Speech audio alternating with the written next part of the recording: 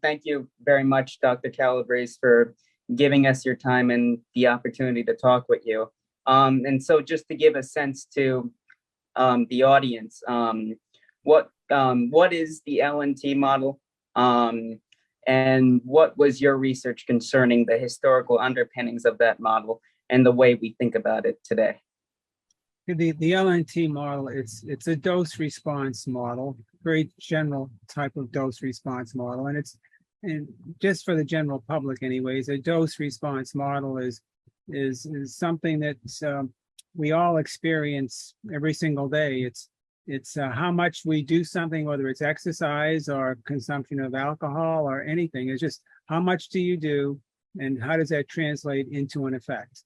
And so for example, and it also relates to not just how much, but how quickly you do it. So say, for example, if somebody has a glass of wine and they drink the glass of wine too quickly, they may feel a bit lightheaded very quickly.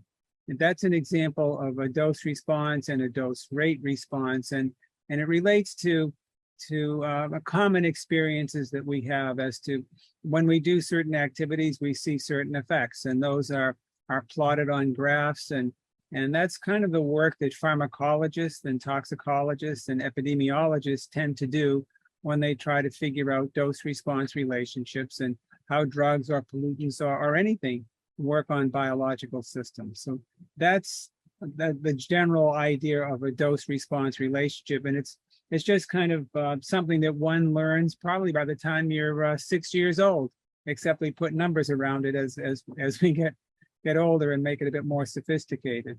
In terms of the commonsensical situation, most people would, I think, would believe that things tend to act via a threshold. It means that you may have to exceed a certain level of exposure before an effect may become perceptible or measured and or somehow register on whatever scale that you're trying to register it on. And that's how the belief systems tended to work really 120, 150 years ago and moving forward. And then what happened is 1930 or so,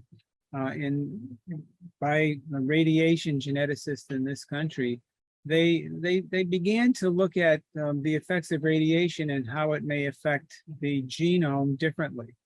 And an idea came to happen that in fact that there was no safe level of exposure, that there was no such thing as a threshold, that radiation was really different than chemicals or other things, and that every single exposure that would cause a genetic change was occurred and was not repaired, and that the effects would be cumulative, that they would be irreversible, that they wouldn't be repairable. And when you linked all those three things together, what you ended up getting was a linear dose response. And that linear dose response assumed that any amount of damage, any amount of exposure would cause damage, and ultimately even a single ionization from a single radiation particle could have the potential to cause damage. And what happened over time, and that is that I'd say from about 1930, when this idea was first floated, until let's say the late 1950s, it took about 30 years for this idea to resonate and to grow and to get its following and to take advantage of certain international situations like the atomic bomb, like above ground testing, like fear of radioactive fallout, and ultimately for politicians and scientists and the world community to move from a threshold model to an LNT type of model, mostly on the basis of fear, and ultimately fear has come to drive politicians and others and moving the country forward or backward, however you might want to see how fear deals with our behavior and policies.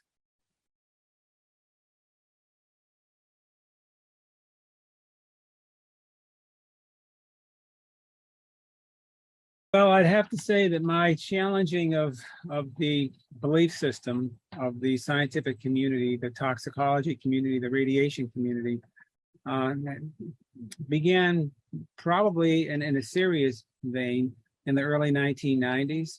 But I really wasn't taken very seriously until probably the early 2000s. But once, what actually happened for me is that if people don't take you seriously, then you don't become the object of a lot of attacks. They tend to people, whoever is, who's ever in the bullseye, they're really, people tend to think that that person is significant. If you're not really being attacked, then you probably realize that you're not very significant in the eyes of the opposition. And so I knew that in the 1990s that I was onto something that was exciting and hot, going to be hot. But I knew that I had to do a lot more work to get there, put it that way. And I worked kind of quietly in many ways, and the way a researcher works, basically through playing the game you're supposed to, do your work, publish in articles and so forth. And then what happened for me was a kind of a breakthrough in both positive and negative ways. In 2003, I got a paper published in the journal Nature, and I was put into their publicity package. And I had never published in Nature before, and I had never been in a publicity package before. But wow, I saw what that actually did. And the paper was really dealing with not just an attack on LNT. It was also attacking the threshold model. I was claiming that this phenomenon called hormesis, which is a biphasic dose response, where low doses of harmful things could actually be beneficial, was the dominant, I believe, the dominant dose response model that should be operating in toxicology. And that's really a radical statement. That's saying like the field got everything wrong right from the very beginning. And so, because it was so quirky and so challenging, I think it got the attention of the editorial board at Nature, and they wanted to float the idea, allow me to float the idea. So they gave me, as I was to learn later, because some insider on their editorial board told me that the big fight was over how many words I would be allowed and how many figures. And so they were fighting over 2,500 words or 2 or 3 figures, and they ended up giving me 1,500 words in 1 figure. So that's what I got in my paper. But what happened was, when I got into the Nature article and I got into the press package, I ended up getting a lot of publicity, and the publicity was front page articles in multiple newspapers. In my hometown one, you might say the Boston Globe ran one. I got a big story in the Wall Street Journal. U.S. News and World Report did a very big piece, put my picture in there. Eventually, later on, afterwards, Science Journal did a 4-page story with my picture in there as well. Lots of other things happened, all kinds of debates. And so I went from kind of a non-entity into a known commodity, or a new kid on the block, so to speak. And so, but what actually happened after that point was people began to get concerned, because here was somebody who was saying not only was LNT wrong, but in fact, toxic substances at low doses, he's saying that these could produce even beneficial effects. And he must be crazy. I mean, if he's not crazy, he must be dangerous. In any case, he has to be challenged and probably stopped. We'll see how serious he really is.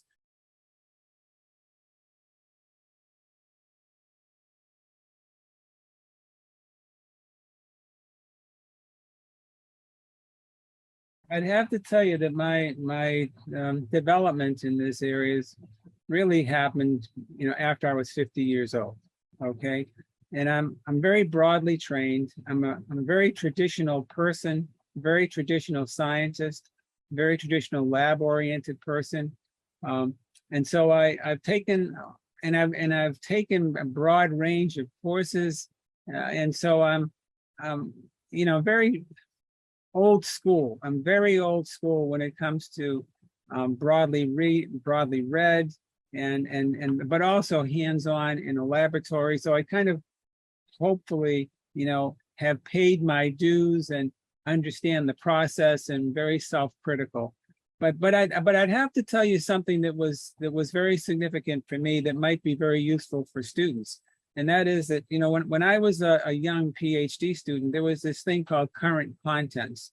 And it was, we'd have a journal club every week, and we'd try to take a look at the most recent paper and see what's happening today.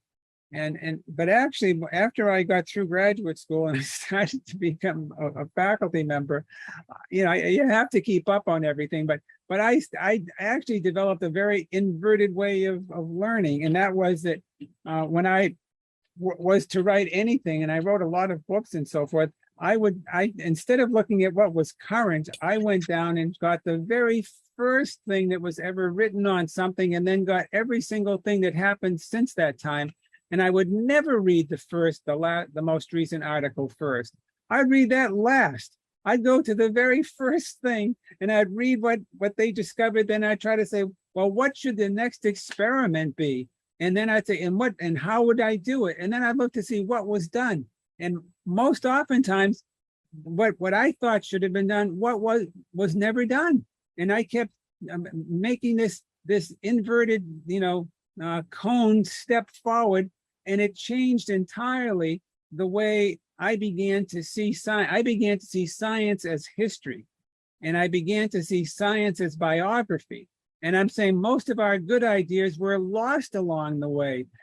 Whereas the way science is taught today, in all days, it's a straight line from the beginning to right now. It's a straight line. And actually, it's anything but a straight line. It's a jagged line. There are gaps in it.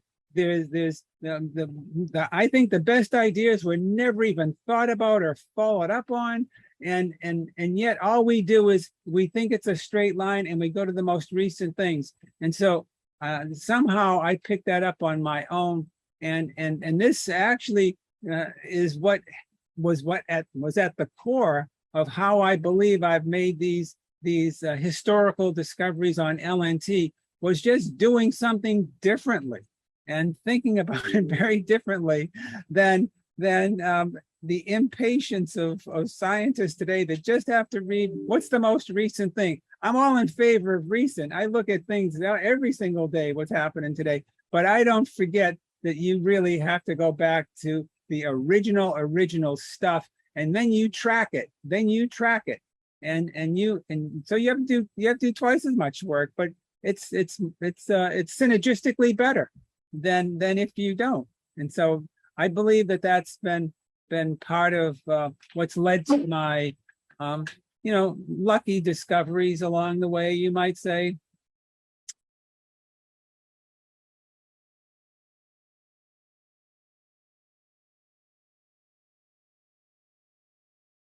It's interesting that you raise that, and in some ways I've had a chance to experience the negative side of that, and built into the positive side of it, because and I'm going to and how quickly areas develop, and I'm just going to give you an analogy. All right, the analogy is I read a book a number of years ago, a goodly number of years ago, and it was looking at how an idea gets accepted and gets spread through the colony or the society.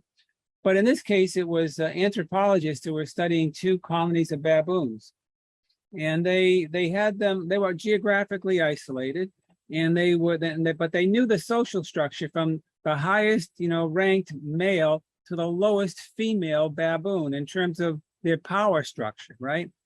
And so the investigators, they were going to teach the baboons a very new and important way of acquiring food. And they wanted to see how long it would take the idea to be learned and adopted by all the other members of the baboon colony. And so in one case, they took this knowledge and they taught it to the top male, okay, that top male. And it took about 3 hours for all the other baboons to learn, observe, and pick it up and do it. Okay.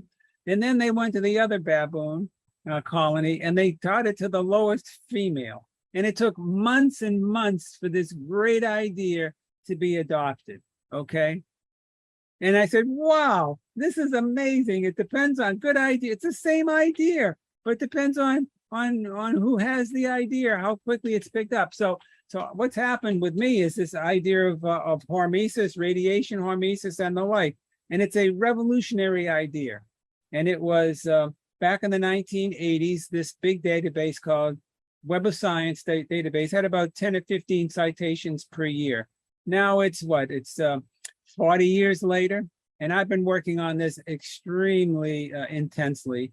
And it's this past year, the citations have gone now, it took 40 years, but it's over 18,000. So you might say that's an awful lot, but it had really, really slow on the uptake, and it's now going up, quite fast. However, I can assure you that if that I'm the equivalent of the female baboon, the lowest ranked person. Okay, I had a great idea, taking me 40 years to get this thing going. If I had been, I'm going to say the dean of the Harvard School of Public Health, or if I had been somebody else of some notable something or other, and they had the idea that I had early on, it would have been revolutionized this world by now. And so I think that one of the big issues here is that there are certain social structures that can accelerate good ideas, and social structures that make it very difficult for ideas to be adopted. And it tells you something about either the political structure, the social structure, or something. But I can tell you my ideas, either because of my low standing in society or whatever else is going on, have taken an awful long time. And but on the positive side, okay, that's the negative side, right? On the positive side, I have believed in my ideas. I actually believe in my ideas, and I studied them. And I can tell you that I understand what I'm talking about when it comes to my things far better, because I've worked out all kinds of errors, problems, and so forth by myself, with nobody even giving you even a thread of encouragement. They mostly shun you, they reject you, they do all these things. And so eventually what will happen in this case is that, I know that in fact, I'm being proven, I think, correct over time on these other ideas. And the same thing is true on this LNT thing. In the beginning, when I brought out that Mueller probably lied at his Nobel Prize speech, and that Mueller didn't actually induce gene mutations, and they, you get hit, and you get bopped on the head, and you get flushed down the toilet, and you get treated with a marginalized scientist, you're kind of a nothing. And then, but eventually, once the name calling is all done, and they really specialize in name calling and other ways to marginalize you. But, I've always taken great solace in the fact that the criticisms that I got was, well, I'm not as smart as Mueller, and I didn't go to an Ivy League school, and I'm a marginalized scientist because I work on this hormesis thing. And I said, well, all those things are true. I said, but would you do me a favor and tell me where my mistake is? Okay, well, then they go back to just recycling, the personal attacks, rather than the issues of science that I would raise. And so you have to listen to what the criticisms are. If the criticisms of just how stupid you are, or the fact that you don't have a Nobel Prize, or the fact that you didn't go to Harvard University, well, all those are true, but that's not the relevant question here. So you have to look at the relevant question.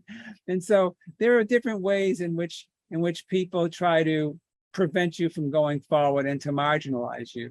And you just have to understand what the basis of the arguments should be that are valid, and those arguments which aren't valid. And hopefully people will get around to it. But you have to be strong, and you have to be courageous, and you have to be self-critical. You have to be, you have a lot of critics out there, but the most important critic in your life is, guess who? It has to be you. you have to be your own worst, toughest, most raunchiest, most difficult person to satisfy. And if you can be all those rough, tough things to yourself, the rest of the world's going to seem kind of easy when you face it.